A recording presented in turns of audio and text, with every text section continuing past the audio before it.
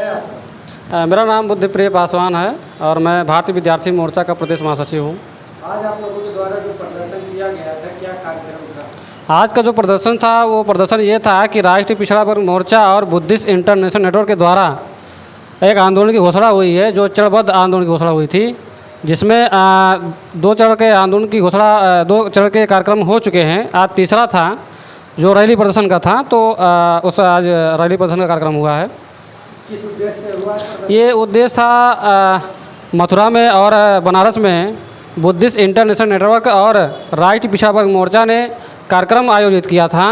तो उस कार्यक्रम को प्रशासन के लोगों ने परमिशन दे करके और कार्यक्रम के एक दिन पहले परमिशन रद्द कर दिया।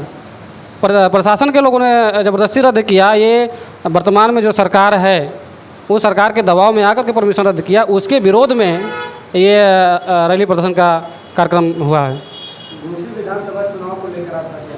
देखिए, घोसी के विधानसभा में चुनाव जो हो रहे हैं वो उपचुनाव है। अभी वहाँ के जो विधायक थे वो दारा सिंह चौहान जी थे, जो समाजवादी से थे। अभी उन्होंने इस्तीफा दे करके वो अभी भाजपा में गए और जो है भाजपा से चुनाव लड़ रहे हैं और इस वजह से वहाँ उपचुनाव हो रहा है।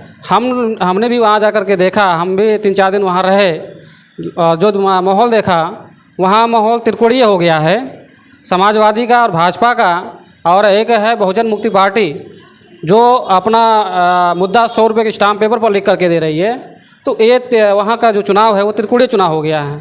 तो अभी जीत किसकी सुनिश्चित होगी ये किसी कहा नहीं जा सकता या किसी गारंटी नहीं है। भाजपा सरकार कह रही है हम सबका साथ सबका विकास कर रहे हैं और विपक्ष के पास कोई मुद्दा नहीं है चुनाव। देखिए, भाजपा आज तक छलावे के अलावा कुछ किया नहीं है। लोगों का साथ तो लिया ज़रूर, लेकिन वो खुद अपना ही विकास किया। लोगों का साथ लिया और खुद अपना विकास किया, और उसके सारे काम जो है वो दिखाई देते हैं कि उन्होंने काम क्या किया। बस केवल उनका जो काम है वो टीवी, पेपर और अखबारों में है और कहीं नहीं है। मोदी जी के द्वारा एक लाभ दिया गया है ग्रामीणों को कि सिलेंडर पर 200 रुपये की छूट दी गई।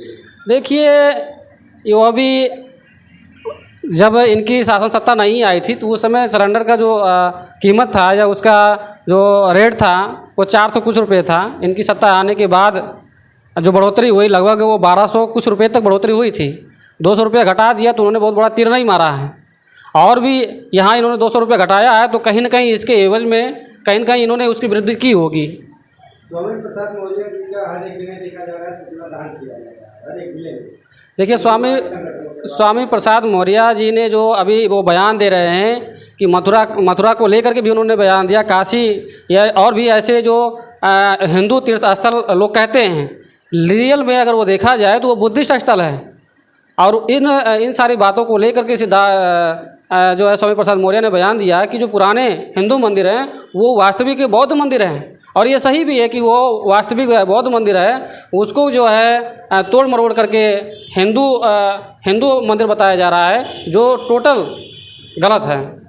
आपके बस्ती जिले जनपद के अब तक के सबसे बेहतर सांसद कौन है? अभी तक बस्ती से बेहतर सांसद मुझे नज़र नहीं आया। मैं जब तक मेरी जानकारी में है, 2 बार इधर हरी द्विवेदी जी हुए, इनका भी मुझे कोई आज तक समझ में नहीं आया। और अगर यहाँ के लोगों से चर्चा भी की जाती है कि बस्ती ज़िले का सांसद कौन है, तो लोग नहीं बता पाते ना, लोग नहीं जानते कि बस्ती ज़िले का सांसद कौन है। इसके पहले 2 बार के पहले अरविंद चौधरी जी थे, उनको भी कोई नहीं जानता कि बस्ती से कोई सांसद हुआ था। लेकिन सांसद हरी द्विवेदी जी को सब लोग विकास पुरुष के नाम से संबोधित करते हैं। देखिए, भाजपा के लोग कहते हैं विकास पुरुष, लेकिन वो लोग विनाश पुरुष लोग हैं। और उन लोगों ने SC ST OBC माइनॉरिटी के लोगों का सत्यानाश ही किया है। सत्यानाश करने के अलावा कोई विकास का काम नहीं किया है। विकास के नाम पे लोगों का वोट जरूर लिया है, लेकिन SC ST OBC माइनॉरिटी का विनाश किया है।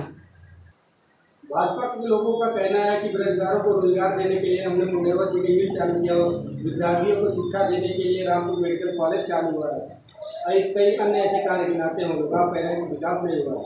नहीं, अभी जो भाजपा के लोगों ने, अभी मान लीजिए आप बस्ती ज़िले की जो बात कर रहे हैं, आपको मेडिकल कॉलेज खुल गया, क्या वहाँ वो फैसिलिटी है? ना वो फैसिलिटी है, ना वो जिस लेवल पे डॉक्टर अवेलेबल होने चाहिए डॉक्टर अवेलेबल नहीं है।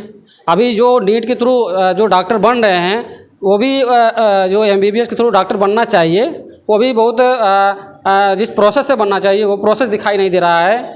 ज़्यादातर सरकारी संस्थाओं का इन लोगों ने प्राइवेटाइजेशन करके सरकारी संस्थाओं को प्राइवेटाइजेशन कर दिया, जिसकी वजह से बड़े पैमाने पे विद्यार्थी व बेरोजगार हो रहे हैं। यहाँ तक कि जो MBBS किए हुए लोग हैं उनको भी कहीं जॉब नहीं मिल रही है, वो भी इधर उधर दूसरे होटलों में दूसरे अस्पतालों में जा कर के जो है जॉब कर रहे हैं और अपनी जीवन यापन को चला रहे हैं।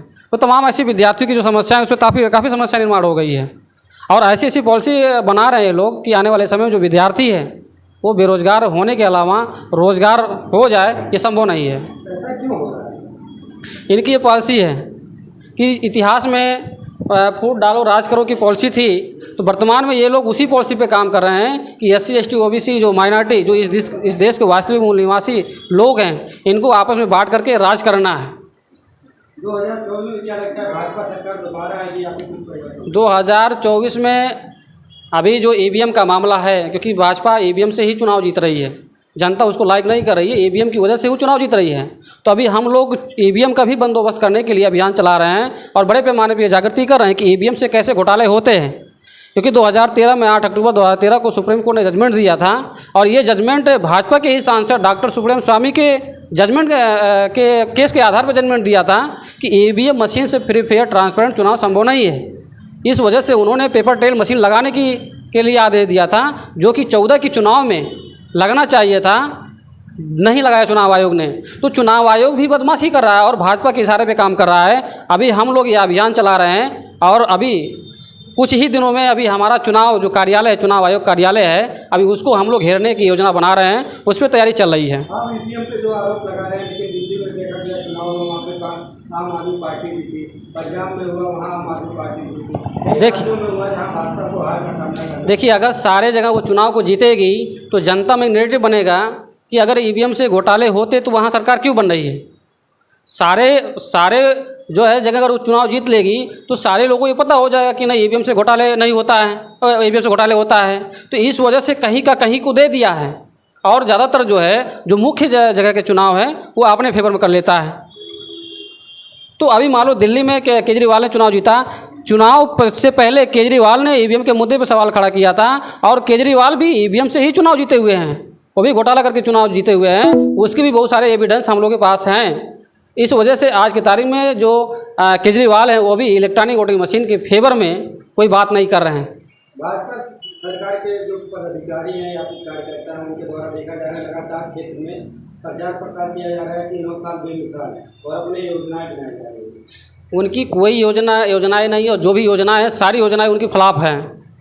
उन्होंने 2 करोड़ नौकरियों का वादा किया, वो भी फ्लॉप है।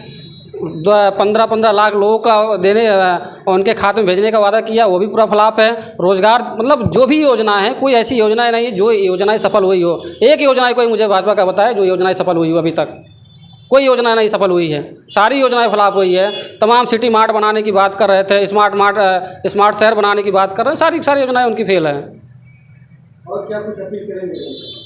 हमारा जो अपील यह है कि जो SC ST OBC माइनॉरिटी के लोग हैं, जो वर्तमान में शासन सत्ता में बैठे हुए लोग हैं, ये इनको वास्तविक तौर पे अगर देखी जाए तो इनको गुलाम बनाने का ये अभियान चला रहे हैं और इनको जो संविधान में मिले संवैधानिक अधिकार है, भाजपा उसको समाप्त करने के लिए लगी हुई है।